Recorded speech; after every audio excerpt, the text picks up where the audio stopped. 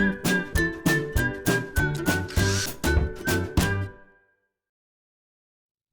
it's Steve.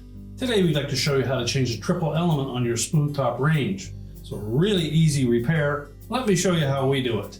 Now to do this repair, we will need to pull the range away from the cabinets, and we'll also need to disconnect the power. So either pull it out far enough that you can unplug it, or locate the electrical panel and turn off the appropriate breaker or remove the appropriate fuses. Once we've done that, we can start the repair. Now with the power disconnected, our next step is to access the back of the range. So we'll pull it far enough forward that you can get behind it. Now next we're going to remove this center back panel. There'll be some screws around the perimeter and perhaps a couple across the bottom.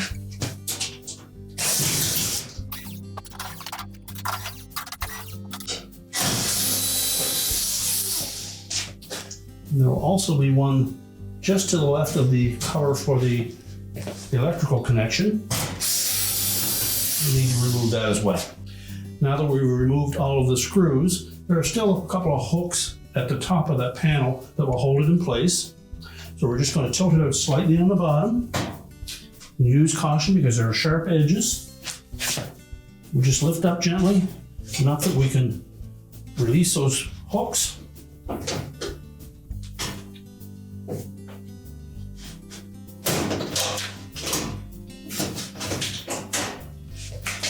And then we'll just set that aside. Now that we've got the main back panel off, we'll next remove the small panel on the back of the control panel. There's typically 2 screws on each side. Be sure to support that panel as you remove the last screw.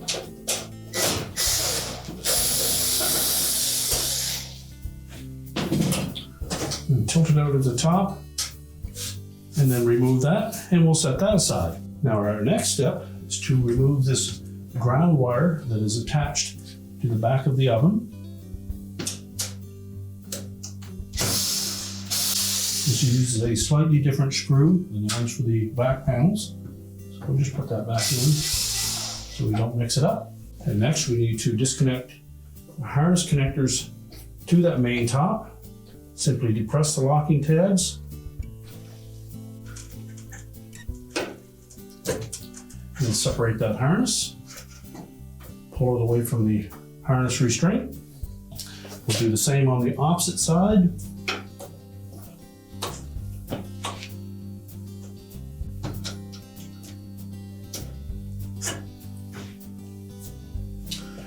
And just make sure that these are going to fit through that opening on both sides. And now we'll go to the front of the range. Now that we're at the front of the range, our next step will be to open the door up.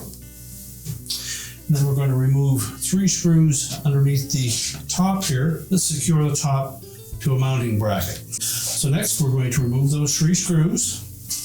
Again, they're number 2 Phillips screws.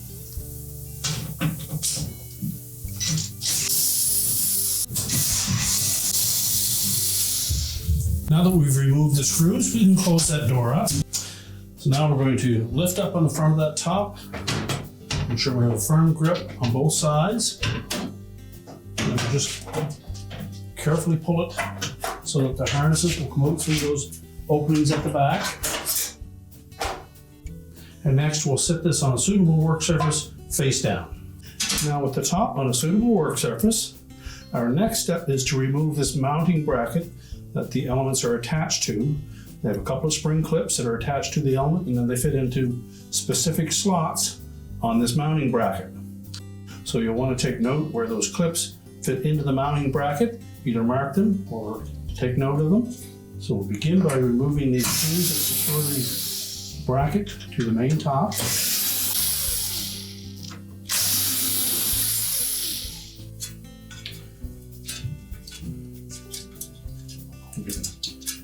Undo that wire harness restraint.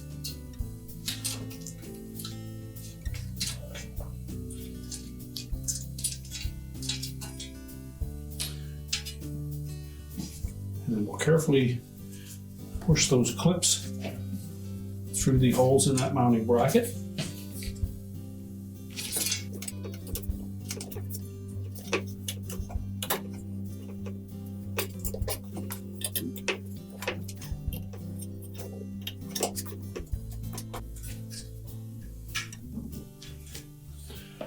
Same for the opposite side.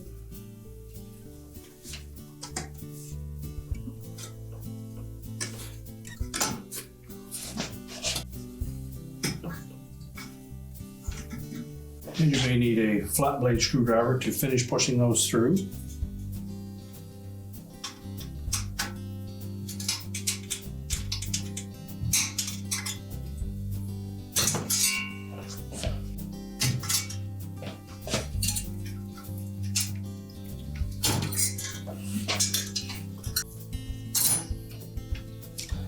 Pull that mounting bracket completely out of the way. Now next we'll disconnect the wires that attach to the side of that element. And again, you'll want to take note of the location of each of those individual wires so that we get them back in the proper spot. So just carefully pry off each of the terminals. Be sure to pull on the terminal itself and not the wire.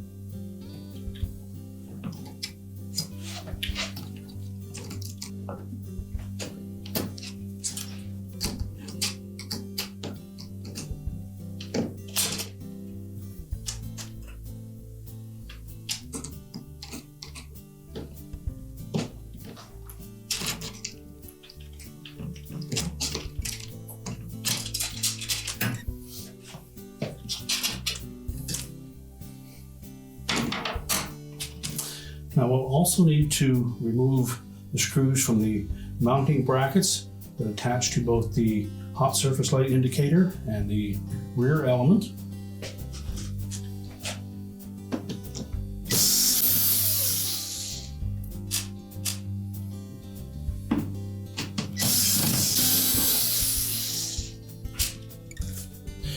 You may need to loosen one screw on the hot surface indicator bracket and just pivot that out of the way.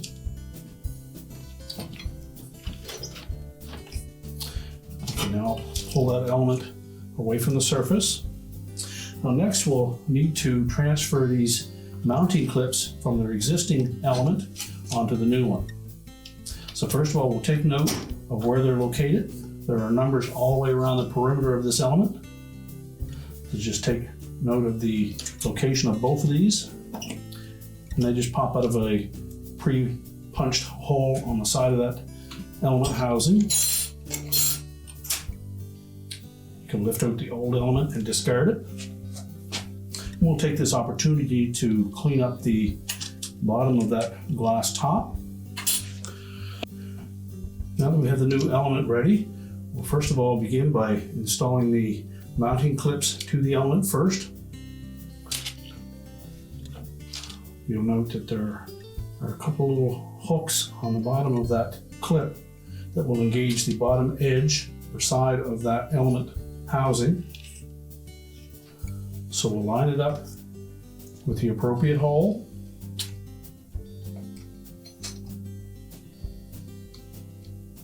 And make sure that those hooks fit in underneath the metal bracket or metal edge of that element.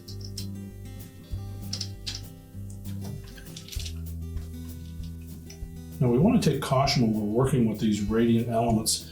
This material is fairly brittle and fragile, so use caution when handling it, as well as the actual ribbon type heating coil as well. So now we'll put the second bracket in place. Again, we're going to just catch those hooks on the bottom of that bracket on the metal frame of the element. Then stretch it up enough that the single tab will fit into the appropriate punched out hole. Then we'll just rotate that element to the proper position. You'll note that on that mounting bracket, they have numbered the individual holes that the screws will go into. So it's very easy to line that up.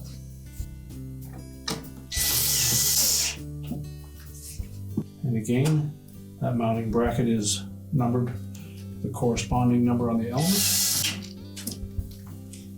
Now we're ready to reconnect the wire harnesses.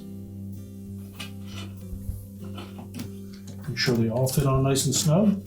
And if they appear a bit loose, we'll need to recrimp those connectors to make sure that they are nice and tight. So we'll just take a pair of needle nose pliers.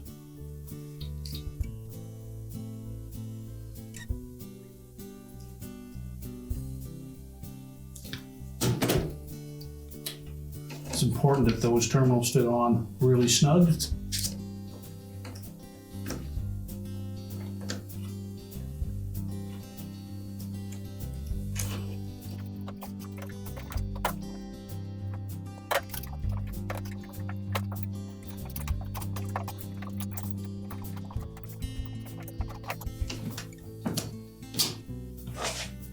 Now we'll reposition that mounting bracket.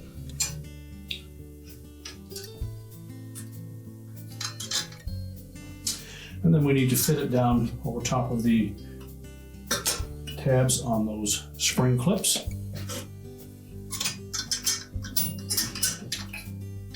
Making sure that they fit into the proper holes.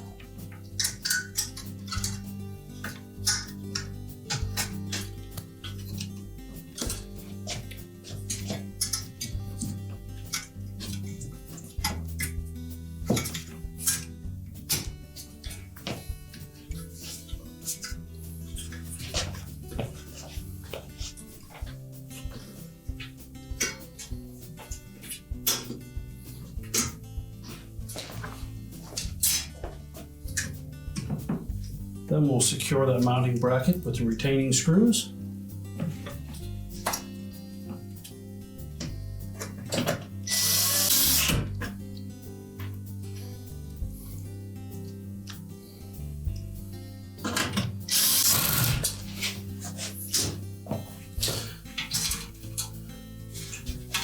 And then be sure that we engage the wires into the holders.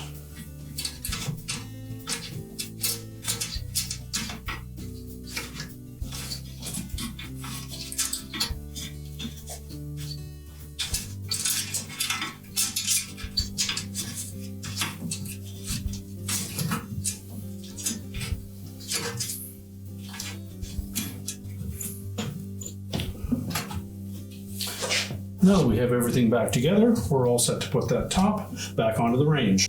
Now when reinstalling that top, we're going to begin by just setting it a little bit ahead of the console. And we'll take the wire harnesses, and we're going to tuck them out through that square opening in those brackets at the back. Now on this side, we want to make sure that we get both the harness connector and the ground wire.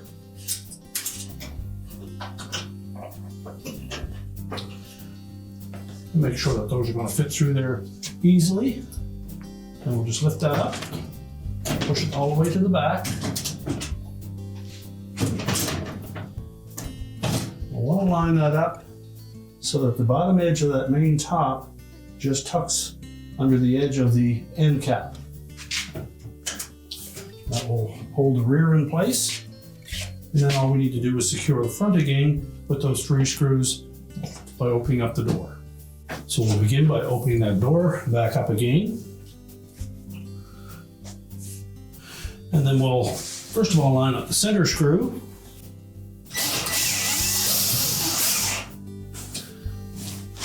And then the 2 with the outside edges.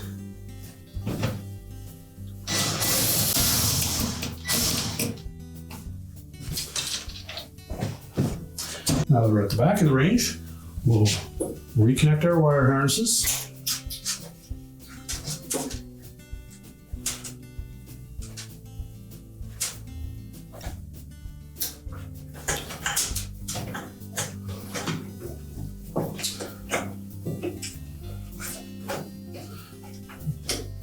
Put the restraints back in place. We'll reconnect that ground wire.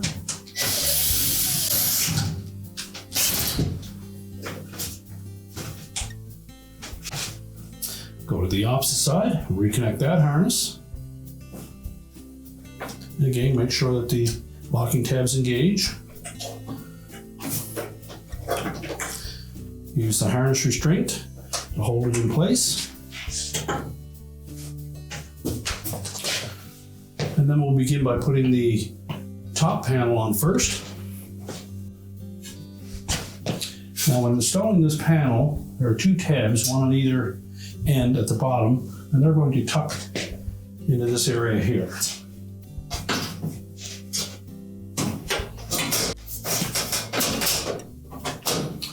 Then just line up the screw holes.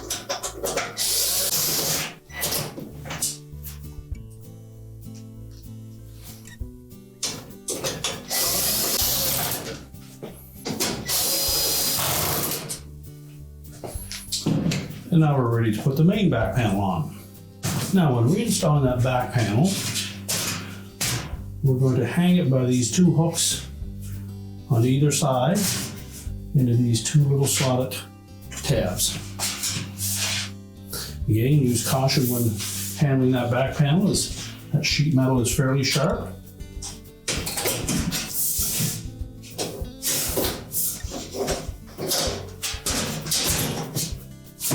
It should just hang there in place with those two hooks. And we'll line up the screw holes and just reattach those retaining screws.